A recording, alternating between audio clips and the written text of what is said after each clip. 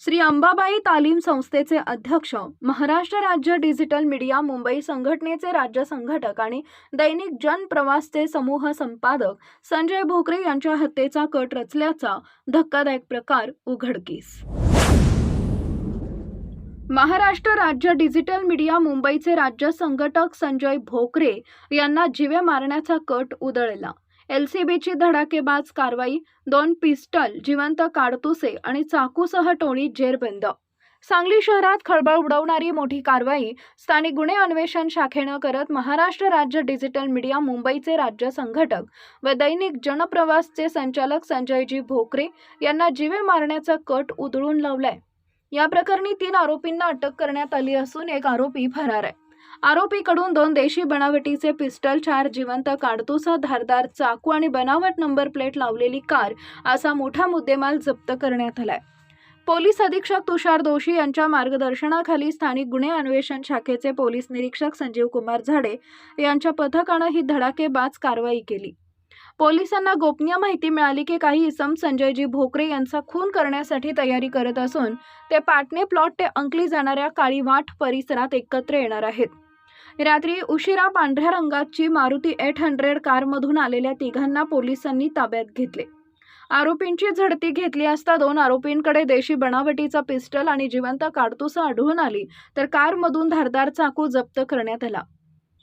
संजय भोकरे यांना संपवून जमीन ताब्यात घ्यायची होती. पोलीस चौकशीत धक्कादायक खुलासा झाला. आरोपी विराज बुटाले यानं चौकशीत कबुली देताना सांगितले की भोकरे इंजिनिअरिंग कॉलेज परिसरातील जमिनीच्या वादातून संजय भोकरे यांना जीवे मारण्याचा कट रचण्यात आला होता. संजय भोकरे यांना संपवल्यानंतर जमीन सहज ताब्यात घेता येईल असं आरोपींना सांगण्यात आले होते. त्यासाठी उत्तर प्रदेशातील सोनभद्र येथून पिस्टल आणि जिवंत काडतूस विकत आणण्यात आली होती. आरोपींनी संजय भोकरे यांच्या हालचालींची रेखीही सुरू केली होती. ते त्यांच्या दैनिक जनप्रवास कार्यालयात केव्हा येतात याची माहिती काढून योग्य संधीची वाट पाहिली जात होती. ओळख पटू नये म्हणून आरोपींनी वापरलेल्या कारवर बनावट नंबर प्लेट लावली होती.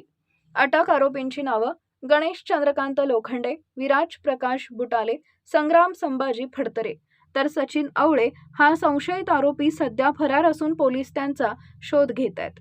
अटक आरोपींपैकी गणेश लोखंडे हा रेकॉर्डवरील गुन्हेगार असून त्याच्यावर गंभीर स्वरूपाचे अनेक गुन्हे दाखल असल्याची माहिती पोलिसांनी दिली आहे.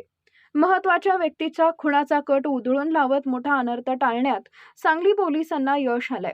या कारवाईमुळे सांगली शहरात मोठी खळबळ उडाली असून अवैध शस्त्रधारक आणि गंभीर गुन्ह्यांविरोधातील मोहीम आणखी तीव्र करण्यात येणार असल्याचं पोलिसांनी स्पष्ट केलं आहे.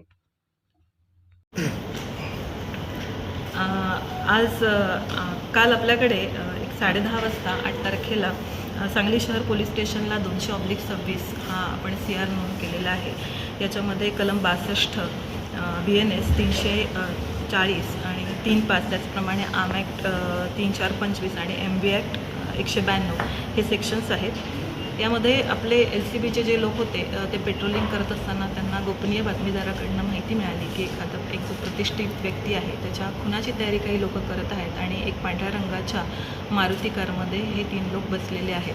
आणि त्यानुसार माहिती मिळाल्यानंतर आपल्या LCBची जी टीम आहे त्या LCBच्या टीमने त्या ठिकाणी जाऊन या 3 लोकांना ताब्यात घेतलेलं आहे आणि त्यांच्याकडे विचारपूस करता असं समजलं की सांगली शहरामधले जे प्रतिष्ठित संजय भोकरे आहेत त्यांच्या खुनाची तयारी हे लोक करत होते आणि या लोकांकडनं आपण जवळजवळ 2 देशी बनावटीचे पिस्तूल आणि 4 जिवंत काडतूस, त्याचप्रमाणे एक मोठा चाकू आणि मारुती कार अशा प्रकारचं मुद्देमाल आपण जप्त केलेला आहे.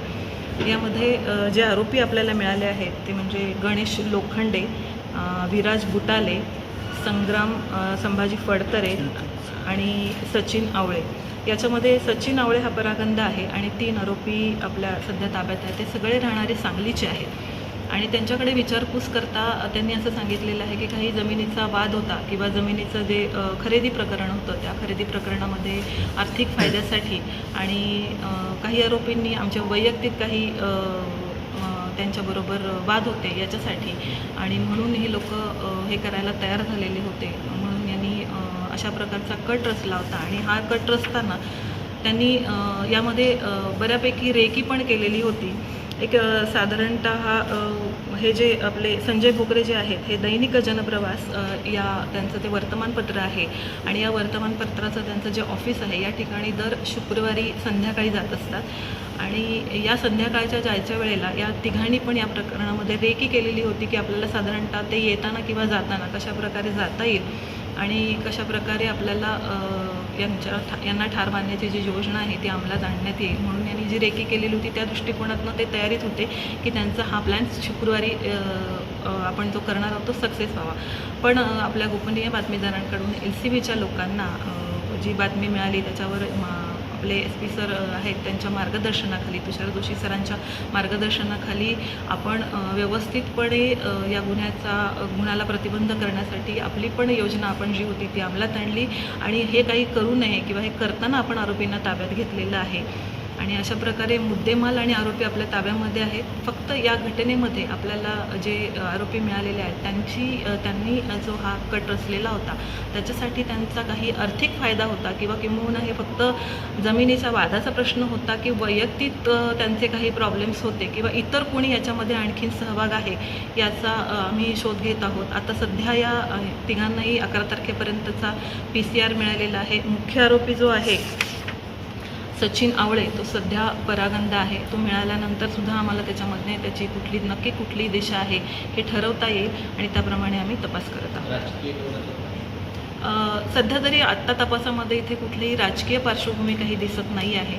केवळ काहीतरी जमिनीचा वाद किंवा आर्थिक फायदा एवढंच कारण दिसून येत आहे.